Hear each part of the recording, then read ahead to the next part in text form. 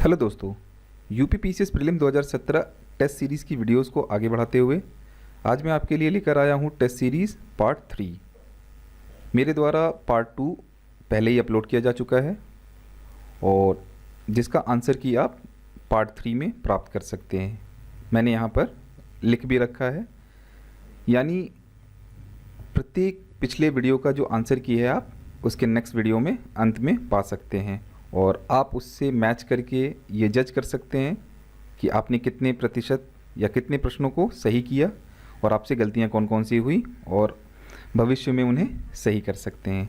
तो चलिए फिर आगे बढ़ते हैं। कल तक हमने डिस्कस किया था 34 प्रश्नों को, आज हम 35 प्रश्न से आगे बढ़ते हैं। आगे के प्रश्नों को डिस्कस करते हैं। पहला प्रश्न है आपका कि 1925-30 के मध्य भारतीय विधानसभा का अध्यक्ष कौन था। प्रश्न है आपका कि 1925-30 के मध्य भारतीय विधानसभा का अध्यक्ष कौन था। मोतीलाल नेहरू, विजय पटेल, सी राजगोपालचारी, सरदार हुकुम। अगला प्रश्न है आपका गांधी बनाम लेनिन नामक पुस्तक किसने लिखी है।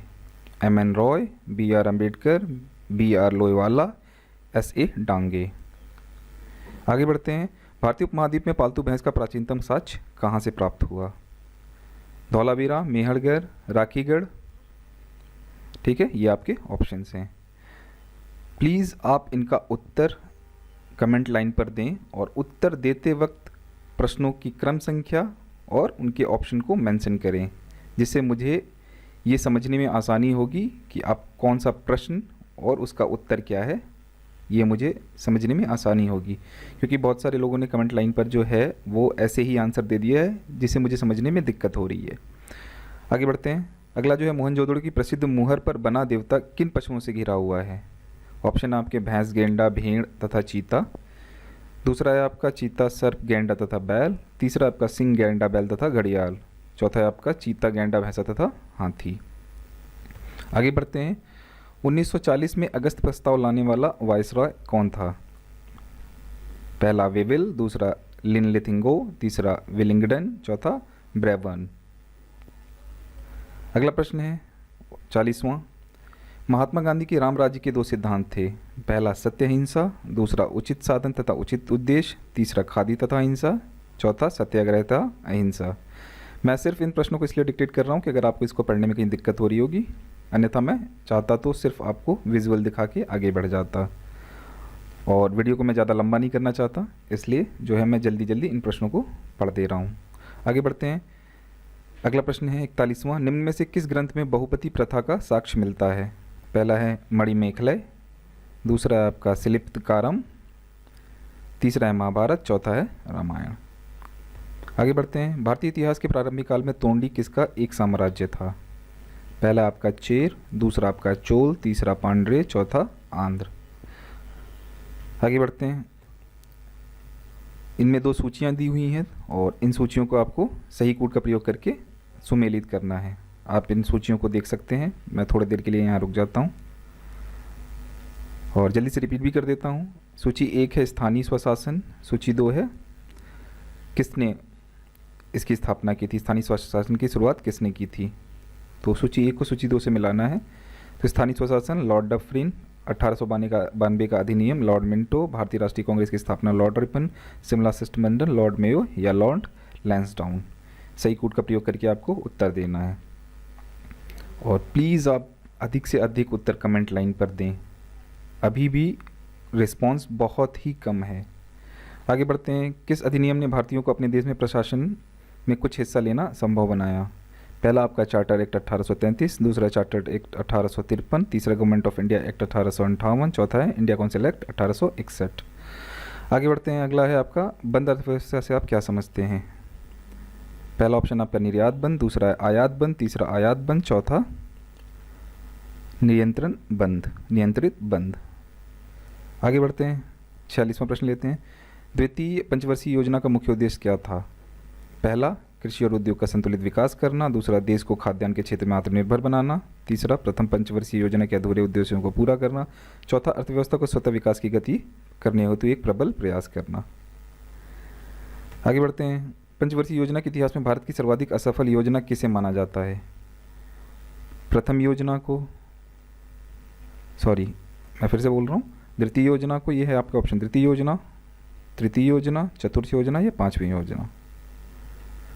आगे बढ़ते हैं। वैश्वीकरण का अर्थ है, ऑप्शन है आपके अर्थव्यवस्था का एकीकरण, वित्तीय बाजार का एकीकरण, घरेलू अर्थव्यवस्था का वैश्विक अर्थव्यवस्था के साथ एकीकरण, और लास्ट ऑप्शन है आपका अर्थव्यवस्था के विभिन्न खंडों का एकीकरण।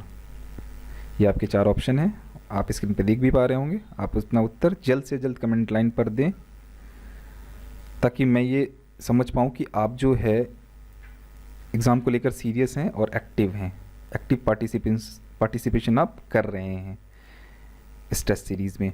आगे बढ़ते हैं। कुटीर ज्योति योजना संबंधित है। पहला, ग्रामीण क्षेत्रों में कुटीर उद्योग को प्रोत्साहन देने से, ग्रामीण क्षेत्रों में बेरोजगारी को रोजगार प्रदान करने से, ग्रामीण क्षेत्रों में गरीबी रेखा से नीचे जीवन यापन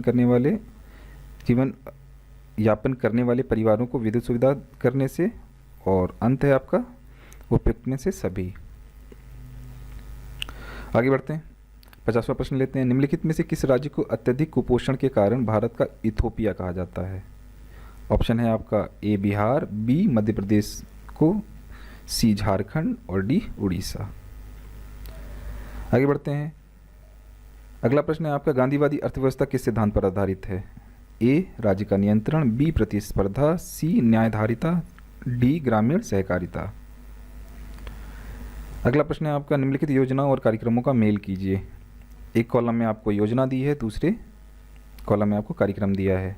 मैं डिक्टेट कर देता हूँ। प्रथम, तीव्र और औद्योगिकरण, द्वितीय सामुदायिक विकास, तृतीय योजना आधारभूत उद्योगों का प्रसार, चतुर्थ योजना न्यूनतम आवश्यकता कार्यक्रम, पंचम योजना स्वावलंबन की प्राप्ति में स्थिरता के साथ वृद्धि। आगे बढ़ते हैं। मिश्रित अर्थव्यवस्था का क्या अभिप्राय है?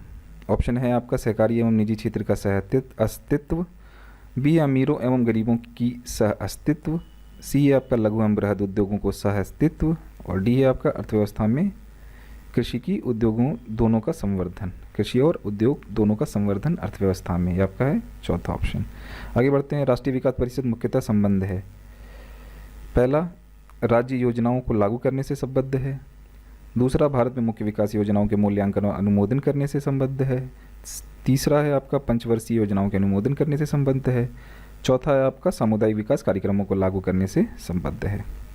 अगला प्रश्न है प्रकाश वर्ष होता है, और इसका जो ऑप्शन है वो है वह वर्ष जिसमें सूर्य का प्रकाश अधिकतम रहा हो। बी ऑप्शन है आपका वह वर्ष जिसमें कार्यभार हल्का रहा हो। सी है आपका प्रकाश वर्ष द्वारा एक वर्ष में चली गई दूरी। डी है आपका सूर्य तथा पृथ्वी के बीच औसत दूरी। आगे बढ़ते हैं। पार्श्विक मात्रक क्या है? यह आपका प्रश्न है। पार्श्विक मात्रक क्या है? ए दूरी का, बी समय का, सी प्रकाश की चमक, डी चुंबकीय बल।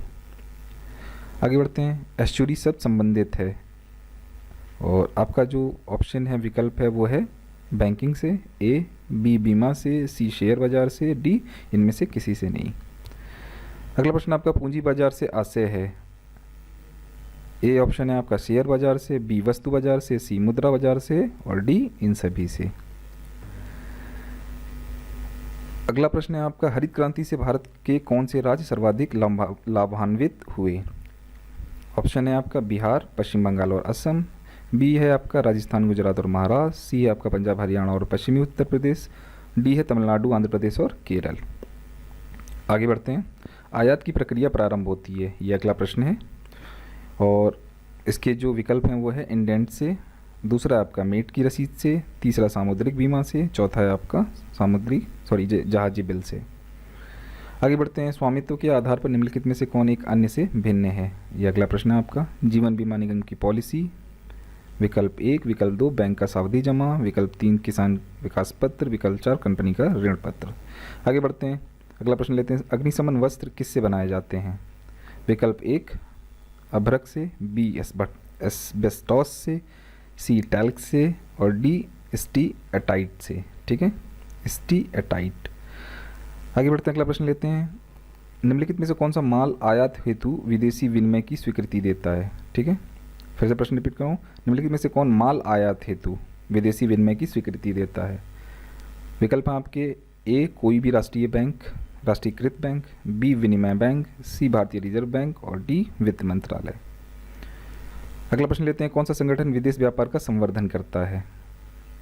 विकल्प हैं आपके ECGC, विकल्प बी है आपका MMTC, विकल्प सी है आपका STC और विकल्प डी है आपका ये सभी।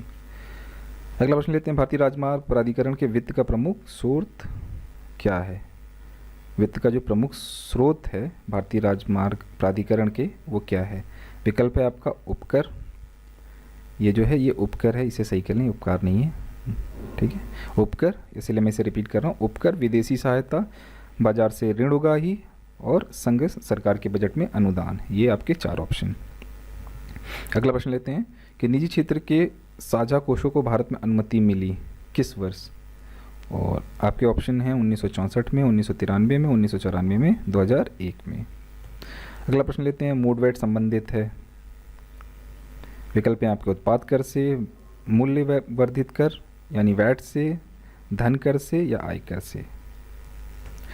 अगला प्रश्न है, भारत की प्राचीन कला परंपराओं को पुनर्जीवित करने के लिए Indian society of oriental art की स्थापना की थी और इनमें से किसने Indian society of oriental art की स्थापना की थी? नीचे दिए गए जो विकल्प हैं इनमें से किस व्यक्ति ने जो है वो Indian society of oriental art की स्थापना की थी? पहला है अविंद्रनाथ टैगोर, दूसरा है नंदलाल बोस, तीसरा असित कुमार हथधर और चौथा अमृता शेरगिल। आगे बढ़ते हैं, साख पत्र दिया जाता है, ये है आपका प्रश्न और इसके विकल्प हैं, एक निर्यातक द्वारा, विकल्प 2 है आपका यानी बी है एक आयातकर्ता द्वारा, विकल्प सी है सीमा शुल्क अधिकारियों द्वारा और विकल्प डी है जहाजी कंपनी द्वारा।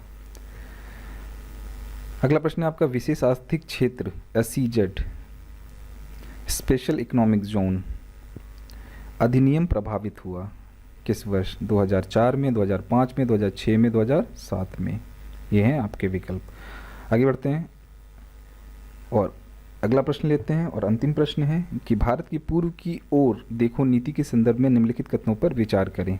कथन 1 है कि भारत पूर्वी एशियाई मामलों में स्वयं को एक महत्वपूर्ण क्षेत्रीय नायक के रूप में स्थापित करना चाहता है। कथन 2 है कि भारत से युद्ध समाप्त होने से उत्पन्न शून्यता को भरना चाहता है। कथन 3 है कि भारत अपने दक्षिण पूर्वी तथा एशियाई पड़ोसियों के साथ ऐतिहासिक एवं सांस्कृतिक संबंध पुनः स्थापित करना चाहता है। इन तीनों कथनों का प्रयोग करके सही कथन को चुनें नीचे कूट के माध्यम से, नीचे ऑप्शन के माध्यम से। ऑप्शन आपको मैं रिपीट कर रहा हूँ, केवल 1 पहला है, ए है यानी, बी है 1 और 3, सी है केवल 3 और डी है ये सभी। तो दोस्तों ये था पार्ट 3, टेस्ट सीरीज़ पार्ट 3, जिसमें जो है मैंने प्रश्नों की संख्या को थोड़ा बढ़ाया है और अभी भी मुझे लोगों ने कमेंट करके ये नहीं बताया कि मैं प्रत्येक वीडियो में जो है वो प्रश्नों की संख्या को कितना रखूं।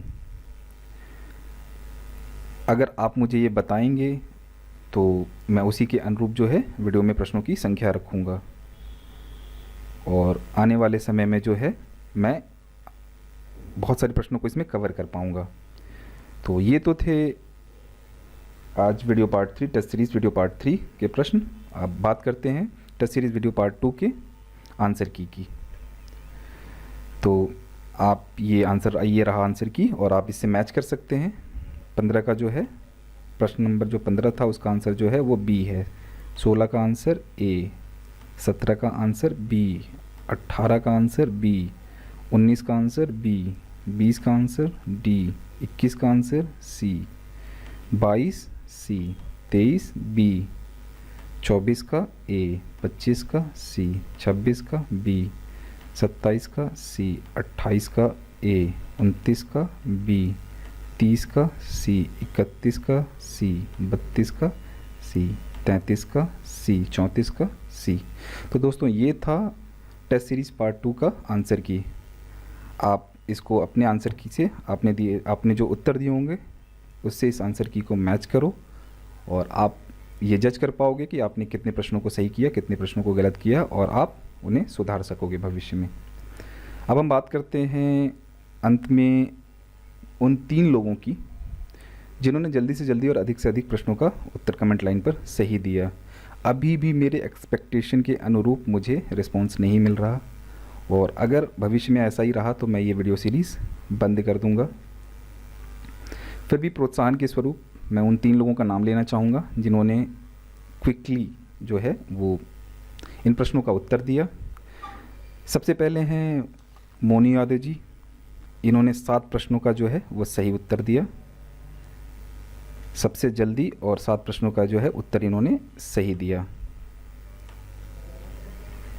उसके बाद है प्रिया सिंह जी, जिन्होंने है ज़्यादा तो नहीं लेकिन हाँ 2 प्रश्नों का उत्तर दिया जितना ये दे सकी, और उस समय ये जितना प्रश्नों का उत्तर दे सकी इन्होंने 2 प्रश्नों का जो है उत्तर सही दिया उस समय। और मेरी आपसे ये रिक्वेस्ट है कि आप प्लीज़ प्रश्नों का क्रम यानी कि प्रश्नों का नंबर और उसके सामने उसका ऑप्शन मेंशन करें। अगर आप ऐसे लिख देंगे कि आंसर 34 या आंसर बी, तो मुझे कैसे पता चलेगा कि ये कौन से प्रश्न का आंसर बी है या सी है। तो आप प्लीज़ ऐसा ना करें, इससे मुझे जज करने में, आपको जज करने में थोड़ी दिक्कत होगी। ये तो थे आपके वो लोग जिन्होंने जल्दी से जल्दी और अधिक से अधिक प्रश्नों का उत्तर दिया, जल्दी से जल्दी और अधिक से अधिक। तो मेरी तरफ से इन दोनों लोगों को बहुत ही बहुत मुबारक हो, और जो भी प्रश्न इनसे गलत हुए हैं, आपसे गलत हुए हैं, आप उन प्रश्नों को देखें और उन्हें सही करने की कोशिश करें ताकि एग्ज़ामिनेशन हॉल में वो गलतियाँ आपसे ना हो। इसके अतिरिक्त मैं बात करूँगा उस व्यक्ति की जिन्होंने क्विकली जो है सबसे, ठीक है, सॉरी, उस व्यक्ति की बात करूँगा जिसने सबसे ज़्यादा उत्तर जो है वो दिया, और उनका नाम है मोहम्मद अशरफ।